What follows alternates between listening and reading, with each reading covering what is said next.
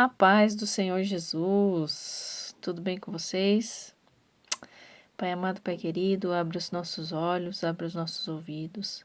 Rendemos nosso coração ao Senhor, os nossos pés, as nossas mãos. Nos ajoelhamos na Tua presença, Pai, pedindo que o Senhor nos auxilie e nos ajude a compreender a Tua preciosa palavra. Amém? No capítulo anterior, vimos que Davi organizou os músicos, as guardas, os contadores, os tesoureiros. Em Atos dos Apóstolos, muitos se convertem e queimam um livro de feitiçaria. Em Éfeso, os artesãos da deusa Ártemis são ameaçados de falência pela pregação de Paulo. Hoje nós vamos ler 1 Crônicas 26 ao 28. Os descendentes de Anrão, de Issar, de Hebron e de Uziel, Subael, descendente de Gerson, filho de Moisés, era o tesoureiro-chefe. Seus parentes, por parte de Eliezer, foram seu filho Reabias, seu filho Jesaías, seu filho Jorão, seu filho Zicre e seu filho Selomote. Selomote e seus parentes estavam encarregados de todos os objetos de valor consagrados pelo rei, pelos chefes da família e por vários generais comandantes do exército. Eles dedicavam o despojo que adquiriram na guerra para o serviço do templo de Deus. Além disso, tudo que havia sido consagrado pelo vidente Samuel por Saul, filho de Quis, por Abner, filho de Ner, e por Joabe, filho de Jeruia, e todas as dádivas consagravam ficavam sob a responsabilidade de Selomote e sua família. Todos os descendentes de Sar, Quenanias e seus filhos foram nomeados oficiais e juízes encarregados das questões externas ao serviço do templo. Dos descendentes de Hebron, Asabias e seus parentes foram encarregados da administração das questões relacionadas ao serviço de Deus e aos negócios do rei no território oeste do Jordão. Eram 1.700 homens de extrema competência. De acordo com os registros genealógicos dos Hebronitas, Gerias ocupava o cargo-chefe no 40º ano do reinado de Davi. No último ano, foi um levantamento da genealogia de Hebron e encontraram-se homens capazes em Jazar e de Gileade. Eram Jeraías e 2.700 parentes dele. O rei Davi encarregou-os das questões administrativas relacionadas à adoração a Deus e os negócios do rei no território leste do Jordão, nas tribos de Ruben, de Gade e meia de Manassés. Organização militar. Esta é a relação dos descendentes de Israel, dos chefes das famílias e dos comandantes capitães e dos demais oficiais do serviço militar do rei. Todo mês do ano, uma divisão militar estava a serviço. Cada divisão tinha 24 homens. A primeira divisão para o primeiro mês. Jazobeão, filho de Jabdiel, encarregado de 24.000 homens. Ele era da linhagem de Pérez e comandava todos os oficiais militares do primeiro mês. A divisão para o segundo mês, Dodai e Aoi, encarregado de 24.000 homens. Miclote era chefe da divisão. O comandante para o terceiro mês, Benaia, filho do sacerdote Joiada, encarregado de 24.000 homens. Ele era o mesmo Benaia, chefe do pelotão dos 30. Seu filho, Amizabade, era chefe da divisão. A divisão do quarto mês, Azael, irmão de Joabe, filho de Zebaías, foi o sucessor no comando de 24.000 homens. A divisão do quinto mês, o comandante Samute, Israelita, encarregado de 24.000 homens. A divisão do sexto mês, Ira, filho de Iques, de Itecoa, encarregado de 24.000 homens. A divisão do sétimo mês, Elis, de Pelon, um eframita, encarregado de 24.000 homens. A divisão para o oitavo mês, Sibecai, de Uzate, era um zeraíta, encarregado de 24.000 homens. A divisão do nono mês, Abiezer de Anatote, um benjamita, encarregado de 24.000 homens. A divisão do décimo mês, Maarai de Netofate, um zeraíta, encarregado de 24.000 homens. A divisão do 11º mês, Benaia de Piratom, um eframita, encarregado de 24.000 homens. A divisão do 12º mês, Eudai de Netofate, descendente de Otoniel, encarregado de 24.000 homens. Administradores tribais. Os administradores dos negócios das tribos foram de Ruben, Eliezer de Zincre, de Simeão, Cefatias, filho de Maaca, Levi, Asabias, filho de Quemuel, de Arão, Zadok, de Judá, Eliú, irmão de Davi, de Issacar, Onri, filho de Micael, de Zebulon, Ismaías, filho de Obadias, de Naphtali, Zeremote, filho de Azriel, de Efraim, Oséias, filho de Azazias, da meia tribo de Manassés, Joel, filho de Pedaías, da meia tribo de Manassés, em Gileade, Ido, filho de Zacarias, de Benjamim, Jaaziel, filho de Abner, de Dan, Azarel, filho de Jeroão. Esses foram os oficiais encarregados da administração das tribos. Davi não registrou os homens com menos de 20 anos de idade, porque Deus tinha prometido multiplicar Israel como as estrelas do céu. Joabe, filho de Jeruia, começou a fazer a contagem dos homens, mas não pôde terminar.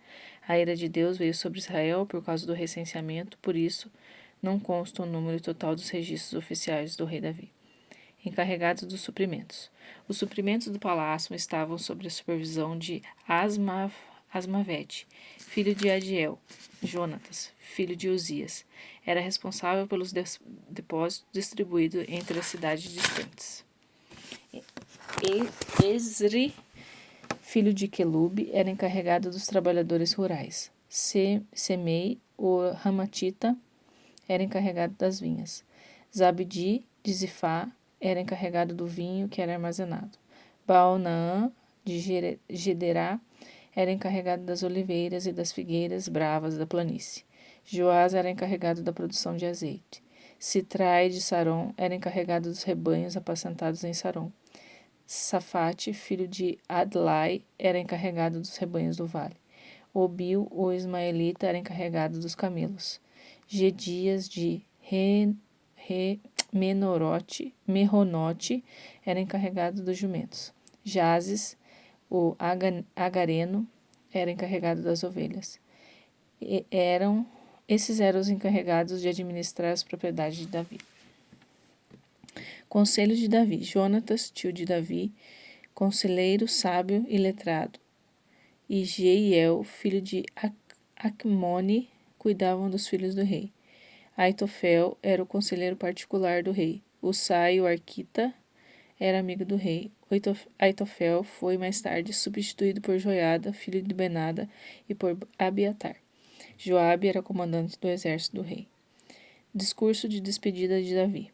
Davi convocou todos os líderes de Israel, os administradores das tribos, os chefes da administração do governo, os comandantes, os capitães, os militares, os gerentes do patrimônio, dos rebanhos do rei e dos seus filhos, enfim, todos que tinham algum cargo importante no reino. O rei Davi disse a ele: Ouça-me, meu povo. Eu estava decidido a construir uma estrutura permanente para a arca da aliança de Deus, um descanso para os pés do Senhor. Mas me preparava para construir, e Deus me disse: Você não poderá construir uma casa para me honrar, porque se envolveu em muitas guerras e matou muita gente. Deus de Israel, me escolheu entre toda a minha família para ser rei de Israel. Antes, ele tinha escolhido Judá para ser principal tribo. Depois escolheu a minha família. E por fim separou entre os filhos do meu pai, e foi do agrado dele tornar-me rei sobre todo Israel. Agora, de todos os muitos filhos que ele me deu, escolheu Salomão para ocupar o trono do reino do Senhor sobre Israel. Ele ainda prometeu: Seu filho Salomão construirá a minha casa e os meus pátios. Eu escolhi para ser meu filho, e eu serei seu pai.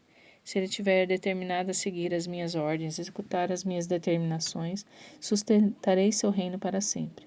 Portanto, publicamente diante de todo Israel e a comunidade de Deus e os ouvidos de Deus, digo isto: obedeçam e estudem os mandamentos do Senhor, Deus de vocês, para que possam aproveitar ao máximo os benefícios dessa terra e passá-la por herança aos filhos, garantindo a eles um bom futuro.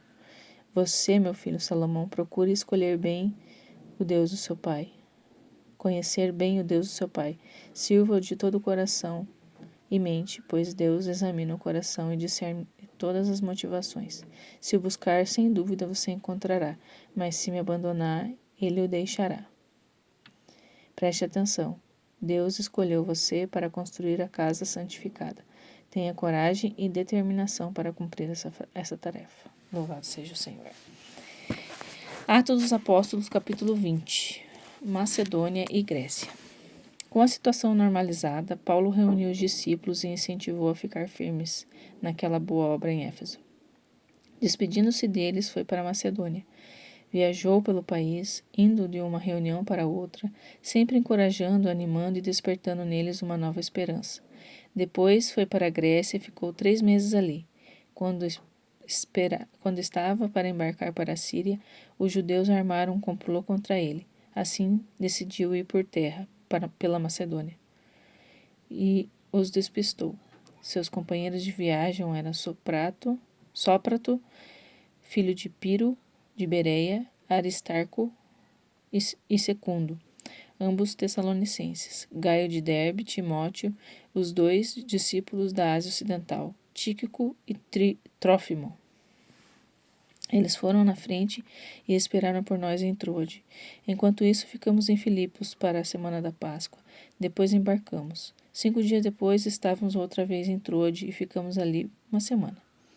Encontramos-nos no domingo para o culto, a celebração da ceia do Senhor, e Paulo falou à comunidade. Nosso plano era sair amanhã bem cedo, mas Paulo falou muito, até depois da meia-noite. Estávamos reunidos num andar superior bem iluminado.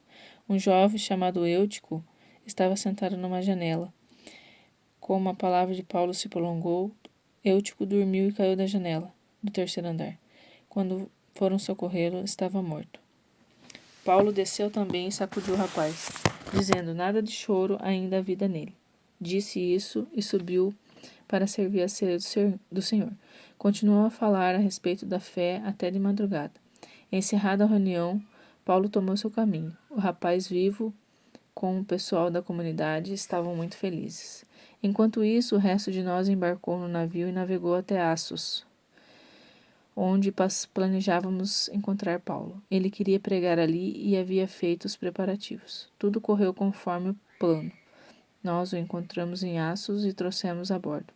Dali navegamos até Mitilene. No dia seguinte, passamos por Quios e Samos. Um dia depois, finalmente, apartamos em Mileto. Paulo havia decidido evitar Éfeso, para não ficar na província da Ásia. Ele tinha pressa, pois queria chegar a Jerusalém para a festa de Pentecoste. Rumo a Jerusalém.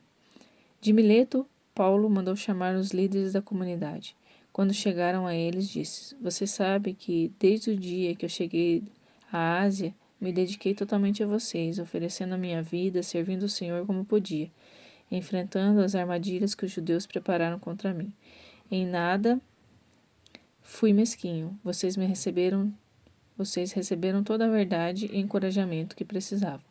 Ensinei em lugares públicos e nos lares, exortando judeus e gregos, sem distinção, a uma mudança radical de vida na presença de Deus e uma plena confiança no nosso Senhor Jesus. Mas agora há outra realidade urgente diante de mim.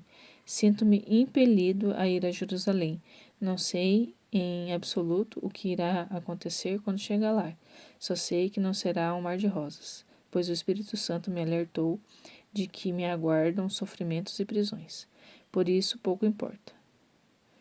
O que me interessa é terminar o que Deus começou, a tarefa que o Senhor Jesus me incumbiu, fazer a todos com os quais me encontre terem conhecimento extraordinário da graça de Deus. Aleluia. Salmo 87, do 1 ao 7. O Senhor fundou Sião no monte sagrado, e como ama sua casa.